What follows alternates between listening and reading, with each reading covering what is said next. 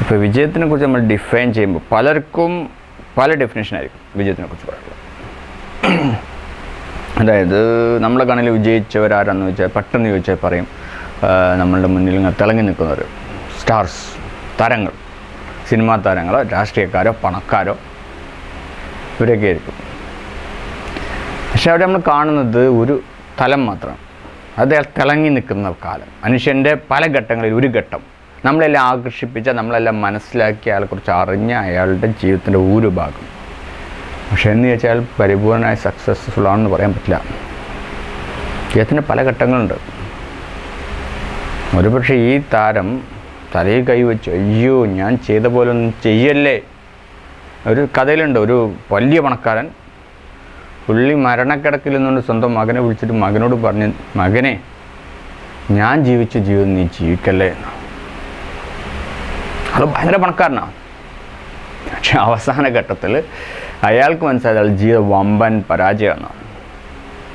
അയാൾ പറഞ്ഞു, ഞാൻ ശരിയാണ് കുറേ പണം ഉണ്ടാക്കി, പക്ഷേ എൻ്റെ ശ്രദ്ധ മുഴുവൻ പണത്തിലായപ്പോൾ എൻ്റെ ജീവിതത്തിൽ എനിക്ക് ഒരുപാട് നഷ്ടപ്പെട്ടു. എൻ്റെ ഭാര്യയെ എനിക്ക് നഷ്ടപ്പെട്ടു, എൻ്റെ മക്കളെ എനിക്ക് ശ്രദ്ധിക്കാൻ കഴിഞ്ഞില്ല, അവർ താന്തോന്നികളായി മാറി. അവസാനം ഞാൻ എന്ത് നേടി എന്നൊരു ഘട്ടത്തിൽ ഞാൻ ചിന്തിച്ചപ്പോൾ, അവസാന ഘട്ടത്തിൽ, അതായത് മനുഷ്യന് വയസ്സായി കിടക്കുന്നൊരു കാലമുണ്ടല്ലോ, അതായത് എപ്പോഴും നമുക്ക് ഇങ്ങനെ ഇതേ പളവളപ്പും പ്രസരിപ്പും എല്ലാം ഉണ്ടാവില്ല. നമുക്ക് ഒരു ഘട്ടങ്ങളുണ്ട്. നമ്മൾ ഫേസ്ബുക്കിലൊക്കെ കണ്ടിട്ടുണ്ടാവും, ഈ ശരണാലയത്തിലൊക്കെ ഓരോരുത്തർ കിടന്നിട്ട് നേഴ്സുമാർ അവരോട് ക്രൂരമായി പെരുമാറുന്ന വീഡിയോ ക്യാമറയിൽ പതിഞ്ഞിട്ടുള്ള ചില സീനുകളൊക്കെ. വലിയ വലിയ പണക്കാരായിരിക്കും, ഒരു കാലത്ത് ഈ ലോകം അടക്കി വാഴണം എന്ന് ആഗ്രഹിച്ച ആൾക്കാരായിരിക്കും. പക്ഷെ അതും ഒരു ഘട്ടമാണ്. പിന്നെ മരിച്ചു കഴിയുമ്പോൾ കുഴിമാടത്തിൽ നോക്കിയിട്ട് എന്താണ് ആളുകൾ അയാളെക്കുറിച്ച് പറയുന്നത്, അതും ഒരു ഘട്ടമാണ്. അത് പണക്കാരനാണെന്നാണ് പറയുന്നത്, തെമ്മാടിയാണെന്നാണ് പറയുന്നത്, അത് നല്ലൊരു മനുഷ്യനാണെന്നാണോ, അതോ ആളുകൾ എക്കാലവും ഓർക്കാൻ ആഗ്രഹിക്കുന്നൊരു വ്യക്തിത്വമാണെന്നാണോ, അതൊരു ഘട്ടമാണ്. അപ്പോൾ മനുഷ്യൻ്റെ വിജയം എന്ന് പറഞ്ഞാൽ നമ്മൾ നോക്കിയിട്ട് ഒറ്റഘട്ടത്തിൽ നോക്കി അതിന് വിജയമെന്ന് നമ്മൾ നിർവചിച്ചിട്ടുണ്ടെങ്കിൽ, നമുക്കറിയാം നമ്മളെ ചില താരങ്ങളൊക്കെ നമ്മളെ മുന്നിൽ നമ്മളെയൊക്കെ മോഹിപ്പിച്ചിട്ട് നീങ്ങിയിട്ടുള്ള ചില താരങ്ങളൊക്കെ കോടതിയിൽ നിന്ന് കരഞ്ഞുകൊണ്ട് ഇറങ്ങിപ്പോകുന്നു. കുടുംബ ബന്ധങ്ങളൊക്കെ ശിഥിലമാണ്. ഈ JB junction, John Brittas junction, കേരളീയ ഒരു പ്രോഗ്രാമാണ്. അതിൽ നമ്മുടെ ഈ താരങ്ങളെ പലരെയും ഇങ്ങനെ ഇൻ്റർവ്യൂ ചെയ്യുന്നുണ്ട്, അവരുടെ വ്യക്തി ജീവിതത്തിലേക്കൊക്കെ കയറി ചെല്ലുന്നുണ്ട്. അപ്പോൾ അതിൽ ചിലരൊക്കെ പൊട്ടാൻ നിൽക്കുന്ന അഗ്നിപർവ്വതങ്ങളാണ്. നമ്മൾ വിചാരിക്കുന്ന പുറമോടിയല്ല, ഉള്ളിൻ്റെ ഉള്ളിൽ ജ്വലിച്ചുകൊണ്ടിരിക്കുക. വേറെ ചിലരുണ്ട് പ്യൂർ സോൾസ്, ജീവിതം വിജയിച്ചിട്ടുള്ളവർ, അവരെ നമുക്ക് മനസ്സിലാക്കാൻ പറ്റുന്നുണ്ട്. പക്ഷെ എല്ലാവരും അല്ല. അപ്പോൾ എവിടെ നമുക്ക് ഈ മിസ്റ്റേക്ക് പറ്റുന്നത്? നമ്മൾ ശ്രദ്ധിക്കേണ്ടതെന്ന് വെച്ചാൽ, നമുക്ക് ഓരോ ആഗ്രഹങ്ങളുണ്ട്, നമ്മളുടെ ജീവിതത്തിൽ കുറേ അഭിലാഷങ്ങളുണ്ട്, കുറേ അഗമ്യമായ ചില ആവശ്യങ്ങളുണ്ട്. അതെങ്ങനെ വരുമെന്ന് വെച്ചാൽ, നമ്മുടെ ജീവിതത്തിൽ ഏറ്റവും നിഷേധിക്കപ്പെട്ട സംഗതിയോടൊപ്പം നമുക്ക് ആർത്തി. ചിലർക്ക് പണമാകും, ചിലർക്ക് സ്നേഹമാകും. ചെറുപ്പത്തിൽ നമ്മുടെ ജീവിതത്തിൽ ചിലപ്പോൾ കുടുംബത്തിൽ എന്നും പൈസ ഇല്ലാത്ത പ്രശ്നമാണെന്നുണ്ടെങ്കിൽ, അല്ലെങ്കിൽ സ്നേഹം കിട്ടാത്ത പ്രശ്നമാണെന്നുണ്ടെങ്കിൽ, അത് നമ്മുടെ ജീവിതത്തിൽ ഏറ്റവും കൂടുതൽ നഷ്ടപ്പെട്ടുള്ള എന്താണോ അതിലേക്കായിരിക്കും നമ്മളുടെ ശ്രദ്ധ മുഴുവൻ. നമ്മളുടെ ശ്രദ്ധൻ്റെ പ്രത്യേകത എന്ന് വെച്ചാൽ, ഈ ശ്രദ്ധ ലിമിറ്റഡാണ്, ഒരുപാടൊന്നുമില്ല. 100 എന്ന് പറഞ്ഞ് 100, ഈ 100 ശ്രദ്ധ ഈ നമ്മൾ എല്ലാം കൂടെ ഒന്നിന് കൊടുത്തു കഴിഞ്ഞാൽ, ഒന്നെങ്കിൽ ചിലർ ജോലി, ഏത് സമയം ജോലി, വർക്ക് ഹോളിക്, കുടുംബമൊന്നുമില്ല, ഫുൾ ടൈം ജോലിയാണ്. അവരുടെ ജീവിതം പാഷൻ എന്ന് പറഞ്ഞാൽ ഇറ്റ്സ് ഓൺലി വർക്ക്. വേറെ ചിലർക്ക് ബിസിനസ്, പണം ഉണ്ടാക്കുക, പണം കട്ടിക്കട്ടി അതിന് മുന്നിൽ അവരുടെ ജീവിതത്തിൽ ഏറ്റവും കൂടുതൽ തിരസ്കരിക്കപ്പെട്ടുള്ള, ഏറ്റവും കൂടുതൽ പ്രയാസം അവരനുഭവിച്ചിട്ടുള്ളത് ഈ പണത്തിന് വേണ്ടിയിട്ടാണ്. അവരുടെ കുടുംബത്തിൽ അതിൻ്റെ വേദന തിന്നിട്ടുണ്ട്, അഭിമാനത്തിന് ക്ഷതപ്പെട്ടിട്ടുണ്ട്. അതോടുകൂടി അയാൾക്ക് ആർത്തി അയാൾ ജീവിതത്തിൽ വന്നു, പണം. അങ്ങനെ അയാൾ മുന്നോട്ട് പോയത് പണം നേടാൻ വേണ്ടിയിട്ടാണ്. ചിലർക്ക് പ്രശസ്തി, ചെറുപ്പത്തിൽ കുറേ അവഹേളനകൾ സഹിച്ച്, ഏറ്റവും കൂടുതൽ കുടുംബത്തിൽ അപമാനം സഹിച്ച്, പല കാരണങ്ങൾ കൊണ്ട് സമൂഹത്തിനോടൊരു വാശി, ഞാനൊരാളാണ്, എനിക്കും ഒരാളെ കാണിക്കണം വരണം വേണ്ടിയിട്ട്, അങ്ങനെ അയാളുടെ ശ്രദ്ധ മുഴുവൻ അതിലേക്ക് മാത്രം പോയി. അങ്ങനെ ഒരു പോക്ക് പോയിട്ടുണ്ടെങ്കിൽ അയാളുടെ കാര്യം എന്തെങ്കിലും നേടിയെന്ന് വരും ഒരു ഘട്ടത്തിൽ. പക്ഷേ പല ഘട്ടങ്ങളായിട്ടുള്ളതാണ് ജീവിതം. മറ്റുള്ള ഘട്ടങ്ങളിൽ അവർക്ക് തിരിച്ചടിയായിട്ട് മാറും. അങ്ങനെ മാറണ്ടെന്നുണ്ടെങ്കിൽ നമ്മൾ ശ്രദ്ധിക്കേണ്ടത് നമുക്ക് നമ്മുടെ ജീവിതത്തിൽ ഫുൾ നമ്മുടെ എനർജി തന്നെ, നമ്മുടെ പവർ തന്നെ ശരിയായ രീതിയിൽ, ആക്റ്റീവായിട്ടുള്ള രീതിയിൽ, നമുക്ക് സംതൃപ്തി നൽകുന്ന രീതിയിൽ. ജീവിതത്തിൽ വിജയം എന്ന് പറഞ്ഞാൽ പണം കുറേ നേടലല്ലോ അല്ലേ, സംതൃപ്തിയാണ്.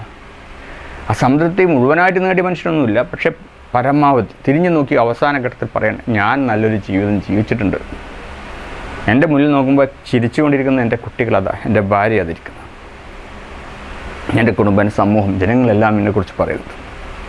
ഇതെല്ലാം കൂടി നോക്കുമ്പോൾ ഞാൻ സംതൃപ്തനാണെന്ന് പറയുന്ന ഒരവസ്ഥ എത്ര പേർക്കുണ്ട്? നമുക്കറിയാം, ചില പണക്കാരൊക്കെ പൈസ കുറേ ഉണ്ടാക്കിയിട്ടുണ്ട്. പക്ഷേ മക്കളൊക്കെ താന്തോതികളാണ്. അയാളുണ്ടാക്കിയ പൈസ മുഴുവൻ തകർത്ത് അതിൻ്റെ മേലെ അത്ര തന്നെ ബാധ്യത വരുത്തി തെക്കാൻ പാകത്തിലാണ് അവരുടെ പോക്ക്. ഒരു ഭാര്യ എന്ന് പറഞ്ഞാൽ താന്തോന്നിയായിട്ട് പോകണം. ഭാര്യ ഏത് ലെവലിൽ നീങ്ങുക? ഭാര്യയ്ക്ക് ഇവിടെ ഒന്നുമില്ല. ഭാര്യ, ഭർത്താവ്, കുട്ടികൾ, അയാൾ പണം. നമ്മൾ നോക്കുമ്പോൾ വലിയ വീട്, ബിസിനസ്, ആളുകളൊക്കെ അയാളെ പേടിക്കുന്നു, ജോലിക്കാരൊക്കെ. പൈസ ഇങ്ങനെ സംഭാവനകൾ ഇഷ്ടംപോലെ കിട്ടുന്നതുകൊണ്ട് രാഷ്ട്രീയക്കാരും നാട്ടുകാരും, കുറച്ചൊക്കെ പൈസ കിട്ടുന്നതുകൊണ്ട് നാട്ടുകാരും. അങ്ങനെ അയാളിങ്ങനെ വിലസുമ്പോൾ അയാൾ യഥാർത്ഥത്തിൽ ഫുൾ ജീവിതം അയാൾ വിജയിച്ചിട്ടുണ്ടോ? ഒരു ഘട്ടത്തിൽ എല്ലാത്തിനും പോന്നു നിൽക്കുന്ന അവസരത്തിൽ ഒരു ഘട്ടത്തിൽ എല്ലാവർക്കും സഹായം വേണ്ടി വരും. അറ്റ്ലീസ്റ്റ് സ്നേഹം കൊണ്ടെങ്കിലും. കാരണം ഈ ഇമോഷണൽ എന്ന് പറഞ്ഞ സംഭവമുണ്ടല്ലോ, സ്നേഹം എല്ലാ മനുഷ്യനും ആഗ്രഹിക്കുന്നു. ഓരോ മനുഷ്യനും നെറ്റത്തൊട്ടിച്ച് ഒരു ലേബിളേജ് നടക്കുക, എന്നെ സ്നേഹിക്കൂ എന്ന് പറഞ്ഞിട്ട്. എല്ലാവർക്കും അത് വേണം. അത് മനുഷ്യൻ്റെ പരിപൂർണതക്ക്, ജീവിതം പരിപൂർണമാണെന്നുണ്ടെങ്കിൽ അത് വേണം. അത് കിട്ടിയില്ല എന്നുണ്ടെങ്കിൽ എന്തുണ്ടാവുമെന്നറിയോ? അത് കിട്ടുന്നിടത്തേക്ക് പോവും. മനുഷ്യൻ്റെ സ്വഭാവമാണ്. ഒരു ഭർത്താവിൻ്റെ സാന്നിധ്യം ഭാര്യ ആഗ്രഹിക്കുന്നുണ്ടാവും.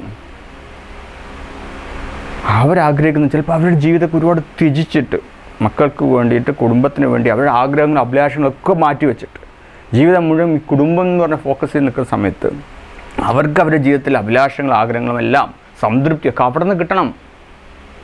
കാരണം മറ്റെല്ലാം ഉപേക്ഷിച്ചിട്ടാണ് അവരവിടെ നിൽക്കുന്നത്. അവരാഗ്രഹിക്കുന്ന സംതൃപ്തി, സമാധാനം, അംഗീകാരം. ഞാനും ഒരു വ്യക്തിയാണ്, ഞാനും എൻ്റെ പാർട്ട് ഇവിടെ ചെയ്തുകൊണ്ടിരിക്കുന്നുണ്ട്, അതിന് വാല്യൂ ഉണ്ട് എന്ന് പറയുന്ന ഒരു ഭാഗം. ആ അംഗീകാരം കൊടുത്തില്ല എന്നുണ്ടെങ്കിൽ എല്ലാവരും നെറ്റത്തൊട്ടിച്ചിരിക്കുക, എന്നെ അംഗീകരിക്കൂ, ഞാനും വിലയുള്ള ആളാണെന്ന് അംഗീകരിക്കൂ, ഞാനും, എല്ലാവർക്കും ആഗ്രഹം വെറും അംഗീകാരമല്ല കേട്ടോ, എല്ലാവർക്കും ഞാനാണ് വലിയവനെന്ന് അംഗീകരിക്കൂ എന്നുള്ളൊരു ആഗ്രഹമായിട്ടാണ് എല്ലാവരും നടക്കുന്നത്. അത് കിട്ടിയില്ല എന്നുണ്ടെങ്കിൽ, അതായത് ഭാര്യയ്ക്ക് ഭർത്താവിൻ്റെ സ്നേഹം കിട്ടിയില്ല എന്നുണ്ടെങ്കിൽ, അംഗീകാരം കിട്ടിയില്ല എന്നുണ്ടെങ്കിൽ, ചെയ്യുന്ന പ്രവർത്തികൾ നന്നായി, നീ ജീവിതത്തിൽ നിൻ്റെ പ്രവർത്തികൾ ഒരുപാട് സംഭാവനകൾ നൽകിയിട്ട് നമ്മുടെ കുടുംബം, നീയാണ് അതിന് ഉത്തരവാദി. നമ്മുടെ മക്കൾ കണ്ടിൽ നന്നായി വളർന്നാൽ നീയാണ് അതിന് ഉത്തരവാദി. നീ നല്ല ഭക്ഷണങ്ങൾ ഉണ്ടാക്കി തരണേ, അല്ലെങ്കിൽ നല്ല വസ്ത്രങ്ങളൊക്കെ എൻ്റെ ഇതെല്ലാം അറേഞ്ച് ചെയ്ത് തരുന്നത്. അതായത് കുടുംബിനിയായിട്ടുള്ളൊരു വ്യക്തിയാണെങ്കിലാണ് പറയുന്നത്. അവർക്കും ആഗ്രഹങ്ങളുണ്ട്, അവർക്കും അംഗീകാരം വേണം. അവരെല്ലാം കൊണ്ട് ആഗ്രഹിക്കുന്നത് ഭർത്താവിൻ്റെ സ്നേഹം, ഒരു നല്ല വാക്ക്. കുട്ടികളാണെങ്കിലും, കുട്ടികളെ സംബന്ധിച്ചോളം ചെറുപ്പത്തിൽ അവർ നോക്കിക്കൊണ്ടിരിക്കുന്നത് മാതാപിതാക്കളുടെ ഒരു പുഞ്ചിരിയാണ്. മകനെ നന്നായിട്ടുണ്ട് നീ ചെയ്തത്, മുന്നോട്ട് പോയിക്കോ, നീ നന്നായിട്ടുണ്ട്, ഉഷാറായിട്ടുണ്ട് എന്നുള്ളൊരു വാക്ക് കേൾക്കാൻ വേണ്ടിയിട്ട് മാതാപിതാക്കൾ, നമ്മൾക്ക് കുട്ടികളെ ഒബ്സർവ് ചെയ്താൽ അറിയാം. ഇപ്പോൾ 3 കുട്ടികളെ എനിക്കറിയാം. എനിക്കൊരു കുട്ടീനെ ഞാൻ കുറച്ച് കൂടുതൽ പരിഗണന കൊടുത്തിട്ടുണ്ടെങ്കിൽ മറ്റു 2 പേരും അതേ തുല്യ അളവിൽ കിട്ടില്ലെന്നുണ്ടെങ്കിൽ അവർക്കുണ്ടാകുന്ന വ്യഥ. അവരൊന്ന് ആശ്ലേഷിക്കുക, ഒന്ന് കെട്ടിപ്പിടിക്കുക, അവരെ മൂർധാവിലൊരു ഉമ്മം കൊടുക്കുക. അവരുടെ മനസ്സ് വളരും, ശരീരം മാത്രം വളർന്നാൽ പോരാ. സ്നേഹം കൊടുത്തിട്ടില്ല എന്നുണ്ടെങ്കിൽ ഒരു പിതാവ് എന്നുള്ള രീതി, ഒരു മാതാവ് എന്നുള്ള രീതി ആ മക്കൾക്ക് പരിഗണന ലഭിച്ചിട്ടില്ല എന്നുണ്ടെങ്കിൽ അവരും പോവും കിട്ടുന്ന സ്ഥലത്തേക്ക്. മനുഷ്യ പ്രകൃതി അവർ കുറ്റമല്ല. പിന്നെ ഭാര്യയ്ക്ക് സ്നേഹം കൊടുത്തില്ല, ഭാര്യയ്ക്ക് കൊണ്ട് അംഗീകാരം കൊടുത്തില്ല, ബാക്കിക്കൊണ്ട് ശ്രദ്ധ കൊടുത്തില്ല, അല്ലെങ്കിൽ അവരുടെ കാര്യങ്ങളും ശ്രദ്ധിച്ചില്ല, അവരെയും എൻ്റർടൈൻമെൻറ്റ്, കുറച്ചൊക്കെ സുഖം, സന്തോഷം, ജീവിതം, ലോകം ഒക്കെ കാണിക്കാനുള്ള അവസരങ്ങൾ നൽകിയില്ല എന്നുണ്ടെങ്കിൽ, അത് എവിടെ നിന്നെങ്കിലുമൊക്കെ ചെറിയ വെളിച്ചമായിട്ടൊരു കണ്ടിട്ടുണ്ടെങ്കിൽ സ്വാഭാവികമായിട്ടും മനുഷ്യൻ അങ്ങോട്ട് അട്രാക്റ്റഡായി പോവണ്ടെന്നുണ്ടെങ്കിൽ, പറഞ്ഞില്ലേ, ഒരു ജീവിതത്തിൻ്റെ ശരിയായ വിജയം വരണമെന്നുണ്ടെങ്കിൽ 4 തലങ്ങളാണ്. ഒന്ന് ഫിസിക്കൽ, അതായത് ഫിസിക് എന്ന് പറഞ്ഞാൽ അറിയാമല്ലോ, ഫിസിക്കൽ എന്ന് പറഞ്ഞാൽ ബോഡി, നമ്മുടെ ശരീരത്തുമായി ബന്ധപ്പെട്ടത്. പിന്നെ ഒന്ന് ഇമോഷണൽ, നമ്മുടെ വികാരങ്ങളുമായി ബന്ധപ്പെട്ടതാണ്. പിന്നൊന്ന് മെൻ്റൽ, നമ്മുടെ ബുദ്ധിയുമായി ബന്ധപ്പെട്ടതാണ്. പിന്നൊന്ന് സ്പിരിച്വൽ, നമ്മുടെ ആത്മാവുമായി ബന്ധപ്പെട്ടതാണ്. ഈ 4 തലങ്ങളിലും മനുഷ്യൻ ശ്രദ്ധിച്ചില്ല എന്നുണ്ടെങ്കിൽ അവൻ പരിപൂർണമായ വിജയം കണ്ടെത്താൻ അവന് കഴിയില്ല. അവൻ്റെ ജീവിതം എന്നെടുത്ത് നോക്കുമ്പോൾ ഒരു ഘട്ടം എന്നുള്ളത് ഒരു ഘട്ടത്തിലും വിജയിച്ചിട്ടുണ്ടാവും. ആ വിജയത്തിൻ്റെ ഇരട്ടി അവൻ മറ്റു ഘട്ടങ്ങളിൽ അനുഭവിച്ചിട്ടുണ്ടാവും. നിങ്ങൾ ശരണാലയത്തിൽ കിടന്നിട്ട് ആരും നോക്കാനില്ലാതെ എല്ലാം പോയി, എല്ലാം നഷ്ടപ്പെട്ടു, അല്ലെങ്കിൽ അസുഖം വന്നിട്ട് ആരും ശ്രദ്ധിക്കാനില്ല, സ്നേഹിക്കാനില്ല, പരിചരിക്കാനില്ല, അല്ലെങ്കിൽ മറ്റുള്ളവർക്ക് മുഴുവൻ കാഴ്ചക്കാരായിക്കൊണ്ട് മറ്റുള്ളവർക്കൊക്കെ ഒരു കാഴ്ചയായിക്കൊണ്ട് നമ്മൾ കാണില്ല. കുറേ താരങ്ങൾ നമ്മൾക്ക് ഗോസിപ്പ് എന്ന് പറഞ്ഞിട്ടുണ്ടെങ്കിൽ നമ്മൾക്ക് ഇതൊക്കെ കേൾക്കാൻ കാത്തിക്കുക. ചിലരൊക്കെ വേർപിരിക്കാഞ്ഞിട്ട് ഓരോരുത്തരെ നോക്കി ആരെങ്കിലും ഇനിയിപ്പോൾ വേർപിരിയാനില്ലേ എന്ന് അന്വേഷിച്ച് നടക്കുക. ഇല്ലയെന്നുണ്ടെങ്കിൽ എന്ത് വേർപിരിക്കാൻ വേണ്ടി അത് സാധ്യതകളുള്ളിടത്തൊക്കെ നോക്കുള്ളൂ. ഒരു രക്ഷയില്ല എന്നുണ്ടെങ്കിൽ അങ്ങോട്ട് നോക്കില്ല ആരും. ചാൻസ് കാണുന്നത് പറഞ്ഞാൽ നമുക്ക് പൊലിപ്പിക്കാൻ വേണ്ടിയിട്ട് ഫേസ്ബുക്കും ട്വിറ്ററും വാട്സപ്പും എല്ലാം കൂടി ഇട്ടിട്ട് അതിൻ്റെ ലേസ്റ്റ് അങ്ങ് ശരിയാക്കും. അതും മനുഷ്യൻ്റെ സ്വഭാവമാണ്. അവനവൻ്റെ വേദനകളും പ്രശ്നങ്ങളും പ്രയാസങ്ങളും ഇങ്ങനെ ഒരുപാടുണ്ടാകുമ്പോൾ മറ്റുള്ളവർക്കും കുറേശ്ശെ കാണുമ്പോൾ ഒരു ആശ്വാസം കിട്ടും. അത് സന്തോഷം, അത് കണ്ടിട്ടുള്ള സന്തോഷമൊന്നും ആവില്ല. അവിടെയും പ്രശ്നമുണ്ട്, നമ്മുടെ ജീവിതത്തിൽ മാത്രമല്ല എന്ന് കിട്ടും ആയിരിക്കുമുള്ളൊരു സന്തോഷം. അതിനു വേണ്ടിയിട്ട് മനുഷ്യൻ അതും നേടിക്കൊണ്ട് അങ്ങനെ കാഴ്ചക്കുള്ള വസ്തുക്കളായിക്കൊണ്ട് നമ്മളെ ചില താരങ്ങൾ നമുക്കറിയാം. അവരൊക്കെ പറ്റിയ പ്രോബ്ലം എന്താണ്? അവരുടെ ജീവിതത്തിൽ അവർക്ക് എന്തോ നഷ്ടപ്പെട്ട എന്തോ ഒന്ന്, പ്രോത്സാഹനം ലഭിച്ച എന്തോ ഒന്ന്. ഈ പറഞ്ഞ 100 ശ്രദ്ധ എന്ന് ഞാൻ പറഞ്ഞല്ലോ, ഫോക്കസ്, കോൺസെൻട്രേഷൻ, ഇത് 100 കൂടെ ഒറ്റ കാര്യത്തിന് കൊടുത്തു. കരിയർ, ജീവിതം എന്നുള്ളതിലേക്കല്ല കൊടുത്തത്. ഒറ്റൊന്ന് ജോലി, പ്രവൃത്തി, ബിസിനസ്, പണം. കുടുംബം ശ്രദ്ധിച്ചില്ല, ആത്മാവിൻ്റെ കാര്യം ശ്രദ്ധിച്ചില്ല, ആരോഗ്യത്തിൻ്റെ ശരീരത്തിൻ്റെ കാര്യം ശ്രദ്ധിച്ചില്ല. അല്ലെങ്കിൽ ഏതെങ്കിലും 2 ശ്രദ്ധിച്ച് ബാക്കി 2 ശ്രദ്ധിച്ചില്ല. ആരോഗ്യമൊക്കെ നോക്കി, നല്ല ഫിറ്റ്നസ്, ബോഡിയൊക്കെ ബിൽഡ് ചെയ്തു, പിന്നെ പണം ഉണ്ടാക്കി. അത് മെൻ്റലും നടന്നു, ഫിസിക്കലും നടന്നു, പക്ഷേ ഇമോഷണൽ നടന്നില്ല. സ്നേഹം കൊടുത്തില്ല, സമയം ഉണ്ടായില്ല. കാരണം ഫോക്കസ് മുഴുവൻ ഞാൻ പറഞ്ഞില്ല പോയിരിക്കാം. അതേമാതിരി സ്പിരിച്വൽ, നമ്മുടെ ജീവിതത്തിൻ്റെ ഒരു വാല്യൂ, എന്തിനാണ് നമ്മൾ ജീവിക്കുന്നത്, നമ്മൾ ആത്യന്തികമായിട്ടുള്ള നമ്മുടെ ലക്ഷ്യം, നമ്മുടെ ഗോൾ, ആത്മീയപരമായിട്ട്, സേവനപരമായിട്ട്, സമൂഹത്തിന് വേണ്ടിയിട്ടുള്ളത്, ദൈവത്തിന് വേണ്ടിയിട്ടുള്ളത്, അതാണ് സ്പിരിച്വൽ. അതായത് ആദ്യത്തെ ഒന്ന് ഫിസിക്കൽ എന്ന് പറഞ്ഞാൽ ബോഡി ഫിറ്റ്നസ്. നമുക്ക് ദൈവം ഈ ലോകത്ത് ജീവിക്കാൻ വേണ്ടി തന്നിട്ടുള്ള ശരീരം, ഇത് നമ്മൾ ശ്രദ്ധിക്കണം. അതിന് ഭക്ഷണം കൃത്യമായി നല്ല ഭക്ഷണം കൊടുക്കണം, നമുക്ക് പറ്റിയ ഭക്ഷണം കൊടുക്കണം. ആ ശരീരത്തിന്, ഓരോ ശരീരത്തിനും വ്യത്യസ്തമായ ഫുഡേ പറ്റുള്ളൂ. കോമൺ ആയിട്ടൊരു ഫുഡ് പ്രിസ്ക്രൈബ് ചെയ്യാൻ എനിക്കറിയില്ല. ഞാൻ പലരും വാച്ച് ചെയ്തപ്പോൾ ചിലരൊക്കെ ഇപ്പോൾ ഇംഗ്ലീഷ് സായിപ്പന്മാരൊക്കെ വെറും സാലഡ്സാണ് കഴിക്കുന്നത്. ഉച്ചക്കൊക്കെ നമ്മൾ മോട്ടാച്ചോറ്, മോട്ടാന്ന് പറഞ്ഞാൽ ഇവിടുത്തെ ഈ വലിയ അരിച്ചോറ്, അതിങ്ങനെ കഴിക്കും. ഒരു ഉച്ചയ്ക്ക് ചെന്ന് കഴിഞ്ഞാൽ മോട്ട അന്തരം പോയി അങ്ങ് ഇരുന്ന് കഴിഞ്ഞാൽ ഒരുപാട് കൂട്ടാണ്, 5-6 ടൈപ്പ് സ്പൈസി ആയിട്ടുള്ള ഒരുപാട്. ഇപ്പോൾ നോമ്പ് തുറാന്നൊക്കെ പറഞ്ഞിട്ട് ചില സ്ഥലത്ത് ഹോട്ടലിലൊക്കെ ഇങ്ങോട്ട് ഞാൻ അന്തം വിട്ടുപോയി. ഒരു പ്ലേറ്റ് നിറച്ചും കട്ട്ലറ്റും സമൂസയും പിന്നെ പക്കുവടയും കംപ്ലീറ്റ് ഓയിലി ആയിട്ടുള്ള ഒരു പ്ലേറ്റ് സംഭവം അവിടെ അടിച്ച് കയറ്റാണ്. അതിൻ്റെ പേരിൽ റവ എന്ന് പറഞ്ഞിട്ട് അതും ഗ്യാസ് ഉണ്ടാക്കുന്ന സംഭവം. അതുകൊണ്ടാണ് അടിച്ച് ചെല്ലുകയാണ്. അത് മനുഷ്യന് ശരീരം ശ്രദ്ധിക്കാൻ അവിടെ പറയാൻ പറ്റുമോ? ഇപ്പോൾ സിനിമ നടൻ ദേവാനന്ദ് ഓൺലി ഫ്രൂട്ട്സ് മാത്രമേ കഴിക്കുള്ളൂ എന്ന് കേട്ടിട്ടുണ്ട്. ഇപ്പോൾ ഗാന്ധിജിൻ്റെ ഒരു പുസ്തകം ഞാൻ വായിച്ചു, എൻ്റെ സത്യാന്വേഷണ പരീക്ഷണം. അതിൽ ഭക്ഷണ പരീക്ഷണങ്ങൾ ഗാന്ധിജി സ്വയം പരീക്ഷിച്ചുകൊണ്ടിരിക്കുക, എനിക്കെന്ത് പറ്റുന്നു. അവസാനം 5 ഭക്ഷണത്തിൽ മൂപ്പർ തീരുമാനിച്ചു ഇതേ എനിക്ക് പറ്റുള്ളൂ. അതിൽ മൂപ്പർ കണിശക്കാരനായിരുന്നു. അതിലപ്പുറം എന്ത് അസുഖം വന്നാലും വരെ എൻ്റെ അപ്പുറത്തുകൾ പോയില്ല. അവർക്ക് ആഗ്രഹം ഇല്ലാഞ്ഞിട്ടാണോ? ഗാന്ധിജി ഒരിക്കൽ കസ്തൂർബിനോട് പറഞ്ഞു പരിപ്പും ഉപ്പും കഴിക്കരുത്. അതായത് കസ്തൂർബിൻ്റെ ഒരു അസുഖത്തിന് ചികിത്സയായിട്ട് മൂപ്പർക്ക് മനസ്സിലായത് പരിപ്പും ഉപ്പും കഴിക്കരുത്. ഗാന്ധിജി കഴിക്കാം, പക്ഷേ അവർക്ക് ആ അസുഖത്തിന് നല്ലതല്ല. അപ്പോൾ കസ്തൂർബ പറഞ്ഞു നിങ്ങൾക്ക് എല്ലാം കഴിക്കാം, നിങ്ങൾക്ക് ഉപ്പും കഴിക്കാം, എല്ലാം ഉപ്പില്ലാതെ എങ്ങനെ ഭക്ഷണം കഴിക്കും, നിങ്ങൾക്ക് ഇതെല്ലാം ചെയ്യാം, എനിക്ക് മാത്രമൊന്നും കഴിക്കാൻ പറ്റില്ല എന്ന് പറഞ്ഞപ്പോൾ ഗാന്ധിജി അന്നത്തോടെ പറഞ്ഞു ഇന്നു മുതൽ ഞാനും പരിപ്പും ഉപ്പും കഴിക്കില്ല. പിടിവാശി, ഇങ്ങനത്തെ വാശികളാണ്, ചെറിയ ചെറിയ വാശികൾ ജീവിതത്തിൽ നിയന്ത്രണത്തിൽ കൊണ്ടുവരണം. മാനസികമായിട്ടും ശാരീരികമായിട്ടും നിയന്ത്രണത്തിലേക്ക് കൊണ്ടുവരണം. അത് വാച്ച് ചെയ്തിട്ട് ഓരോ ഫുഡിനെയും ഒബ്സർവ് ചെയ്തിട്ട് ഇത് എനിക്ക് പറ്റുമോ എന്ന് ഒബ്സർവ് ചെയ്തിട്ട് നമ്മുടെ ശരീരം നമുക്ക് പറ്റാത്ത കാഴ്ച ഉടനെ നമുക്ക് വിരം തരും. നമ്മളെ എനർജിനെ ബാധിക്കും, നമ്മുടെ ഉത്സാഹം കുറയും. അപ്പം നമുക്ക് പറ്റിയ ഫുഡ് ഏതാ നമുക്ക് മനസ്സിലാവണമെന്നുണ്ടെങ്കിൽ നമ്മൾ ഒബ്സർവ് ചെയ്ത് നമുക്ക് മനസ്സിലാക്കാൻ പറ്റണം. അതാ ഇതെനിക്ക് പറ്റും, ഇത് പറ്റില്ല. അങ്ങനെ നമുക്കും ഒരു മെനു, നമ്മളുടെ മെനു നമുക്ക് ഉണ്ടാക്കിയെടുക്കാൻ പറ്റും. ഫിസിക്കലായിട്ട് നമ്മൾ ശ്രദ്ധിക്കണം. ഈവൻ ശ്വസിക്കുന്നത് പോലും, ശ്വസനത്തിനൊരു പ്രത്യേക രൂപമുണ്ട്. അതായത് ഈ നമ്മൾ വെറുതെ ഇങ്ങനെ ചെറുതായിട്ട്, കാരണം ഓരോ പ്രാവശ്യം ഓക്സിജൻ നമുക്ക് ഏറ്റവും കൂടുതൽ ആവശ്യമുള്ള സംഭവമാണ് ഓക്സിജൻ. നമ്മളിങ്ങനെ ചെറുതായിട്ട് ധൃതിയിൽ പോകുമ്പോൾ നമുക്ക് അധികം ശ്വസിക്കലൊന്നുമില്ല. കുറച്ചായിട്ട് ഇങ്ങനെ ആ പേരിന് ജീവൻ നിലനിർത്താനുള്ള ശ്വസനം, ആരോഗ്യം വർദ്ധിക്കാനോ അല്ലെങ്കിൽ ഉത്സാഹം വർദ്ധിക്കാനോ എനർജി കൂടാനുള്ള ശ്വസനമല്ല. ആ ശ്വസനം നടക്കുന്നത് ഡീപ്പായിട്ട് ഉള്ളിലേക്ക് പോകണം, അടിവയറിങ്ങനെ പൊന്തണം, എന്നിട്ട് പിന്നെ സ്ലോലി വിടണം. അതാണ് ഒറിജിനൽ ശ്വസനം. നമുക്ക് ഇപ്പോഴുള്ള ശ്വസനം നമ്മളത് സബ് കോൺഷ്യസ് ആയിട്ട് കിടക്കുകയാണ്. നമുക്കൊരു രീതി വന്നിട്ടുണ്ട്. ആ രീതി നമുക്ക് മാറ്റാം, കുറച്ച് ദീർഘ രീതിയിലുള്ള ഒരു ശ്വസനമാക്കി മാറ്റിയാൽ അതാണ് നമുക്ക് ആരോഗ്യത്തിന് നല്ലത്. പിന്നെ ഇമോഷണലായിട്ട് ഞാൻ പറഞ്ഞു, സ്നേഹിക്കാനുള്ള, സ്നേഹിക്കപ്പെടാനുള്ള മനുഷ്യൻ്റെ ആവശ്യം. മനുഷ്യന് സ്നേഹം കിട്ടണം, ബാലൻസ്ഡ് ആവണമെന്നുണ്ടെങ്കിൽ.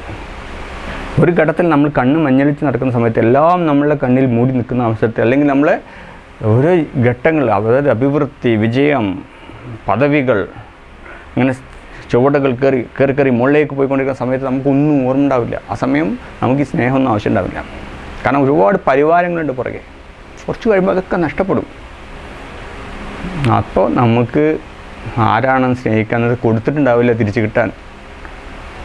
ഇമോഷണലായിട്ട് ശ്രദ്ധിച്ചിട്ടുണ്ടാവില്ല, ഭാര്യനെ ശ്രദ്ധിച്ചിട്ടുണ്ടാവില്ല, മക്കളെ ശ്രദ്ധിച്ചിട്ടുണ്ടാവും. അവരൊക്കെ ഓരോ വഴിക്ക് പോയിട്ടുണ്ടാവും.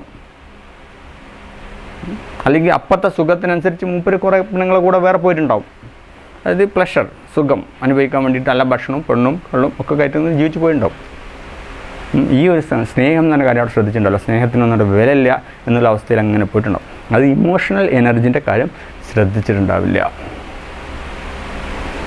അപ്പോൾ ഇമോഷണൽ എനർജി, മനുഷ്യൻ എന്ന് പറഞ്ഞാൽ സാമൂഹിക ജീവിയാണ്.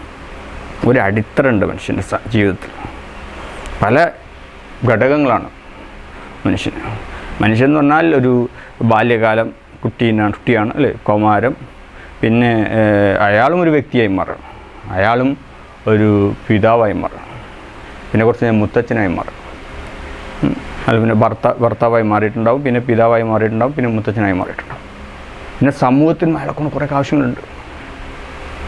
അങ്ങനെ മനുഷ്യൻ്റെ ഒരു ജീവിതം എന്ന് പറഞ്ഞിട്ടുണ്ടെങ്കിൽ നമ്മൾ ഇമോഷണലായിട്ട് നമ്മൾ അറ്റാച്ച്ഡാണ്. ഒറ്റയ്ക്ക് ജീവിച്ച മനുഷ്യന് ഭ്രാന്ത് പിടിക്കും.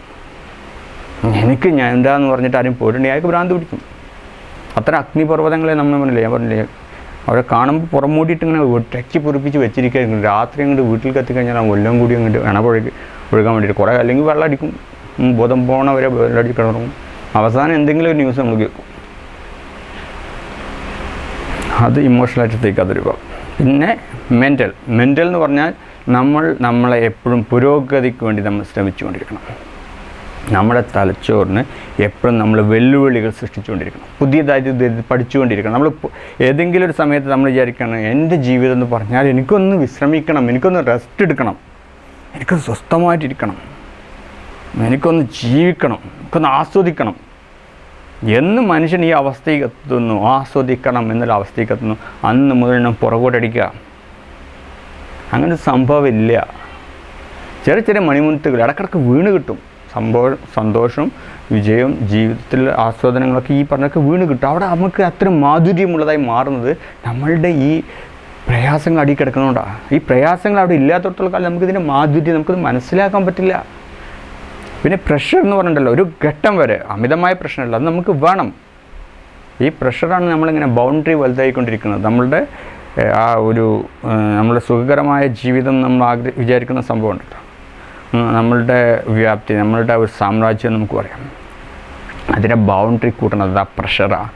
ആ പ്രഷറാണ് ആ പ്രഷർ ഇല്ലാതാവുന്നതോട് കൂടിയിട്ട്, അല്ലെങ്കിൽ വല്ല സർക്കാർ ജോബും കിട്ടുന്നതോട് കൂടിയിട്ട് പിന്നെ അവൻ ഇരിക്കുകയാണ്, മരിച്ചതിനൊക്കുമേ ജീവിക്കുന്നതും എന്ന് പറയുന്ന രീതിയിൽ വയറും ചാടി ശപിച്ച് വരുന്ന കസ്റ്റമേഴ്സിനൊക്കെ ചീത്ത പറഞ്ഞ് ജീവിതത്തിനോട് അത്യധികമായിട്ടുള്ള വെറുപ്പ്. നമ്മുടെ കാഴ്ചപ്പാട് സുഖം എന്താ, 10 മണിക്ക് പോലും ജോലിക്ക് വരണ്ട, തോന്നുമ്പോൾ പോവാം, തോന്നുമ്പോൾ വരാം, ഇങ്ങനത്തെ ജോലി, ഇങ്ങനത്തെ സുഖമാണ് നമുക്ക് വേണ്ടത്. പക്ഷേ അയാളുടെ ജീവിതം കട്ടപ്പുകയാണ്. കുറച്ച് കഴിയുമ്പോഴേക്കുള്ള അസുഖം വന്ന് തട്ടിപ്പോവും. എല്ലാ സർക്കാർ ജോലിക്കാരുടെ കാര്യമെല്ലാം ഞാൻ പറഞ്ഞു കേട്ടോ. ഇതിങ്ങനെ ഒരു വിഭാഗത്തിന് നമ്മൾ പൊതുവേ പറയാറുള്ളതുകൊണ്ട് പറഞ്ഞതാണ്. എത്രയോ നല്ല നല്ല എല്ലാ ഘട്ടങ്ങളും ശ്രദ്ധിക്കുന്ന ഒരുപാട് സർക്കാർ ഉദ്യോഗസ്ഥരുണ്ട്. പൊതുവേ ഇങ്ങനെയാണ് നമ്മൾ കണക്കാക്കാറ്. ഞാനൊരു സർക്കാർ ഉദ്യോഗസ്ഥനായിരുന്നു മുമ്പ്, അതുകൊണ്ടാണ് ഞാൻ അങ്ങനെ പറഞ്ഞത്.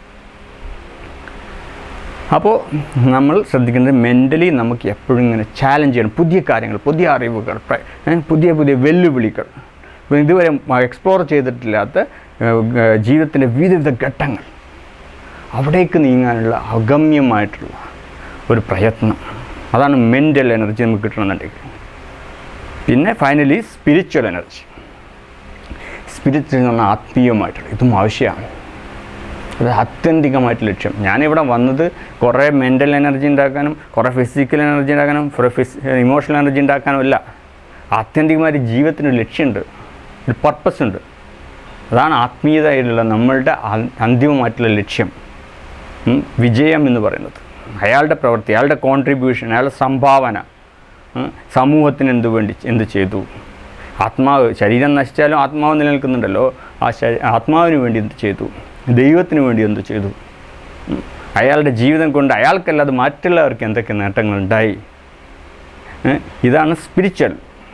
ഇത് നമുക്ക് ആവശ്യമാണ്. അപ്പോൾ ഓവറോൾ നമ്മളിപ്പോൾ കാണുന്ന ചില പ്രശ്നങ്ങൾ ജീവിതത്തിൽ, നമ്മളുടെ ജീവിതത്തിലായാലും മറ്റുള്ളവരുടെ ജീവിതത്തിലായാലും, നമ്മൾ കാണുന്ന ചില താരങ്ങളുടെ ജീവിതത്തിലായാലും പറ്റിയിട്ടുള്ള പ്രോബ്ലം ഇതാണ്. 4 സംഭവങ്ങൾ ഒരേപോലെ അവർ കൊണ്ട് നടന്നില്ല. ചിലപ്പോൾ 1 ശ്രദ്ധിച്ചിട്ടുണ്ടാവും, അല്ലെങ്കിൽ 2 ശ്രദ്ധിച്ചിട്ടുണ്ടാവും, അല്ലെങ്കിൽ 3 ശ്രദ്ധിച്ചിട്ടുണ്ടാവും. 1 വിട്ടാൽ പോയി കാര്യം, ജീവിതം വിജയിക്കില്ല. സോ അതാണ് എനിക്ക് പറയാനുള്ളത്. ഒരറിവാണ്, മനസ്സിൽ വെക്കുക. എല്ലാം കൂടെ ഒരു ദിവസം നേരാക്കാന്ന് വെച്ചാൽ നടക്കില്ല. മനുഷ്യനാണ്. സ്റ്റെപ്പ് ബൈ സ്റ്റെപ്പായിട്ട് ഓരോന്നോരോന്നായിട്ട് എന്നോടും പറയണം, നിങ്ങളോടും പറയണം. ഇത് ശ്രദ്ധിച്ച് മുന്നോട്ട് നീങ്ങിയാൽ നമുക്ക് സംതൃപ്തമായിട്ടുള്ള ജീവിതം ഉണ്ടാവും. That's it. Thank you. By.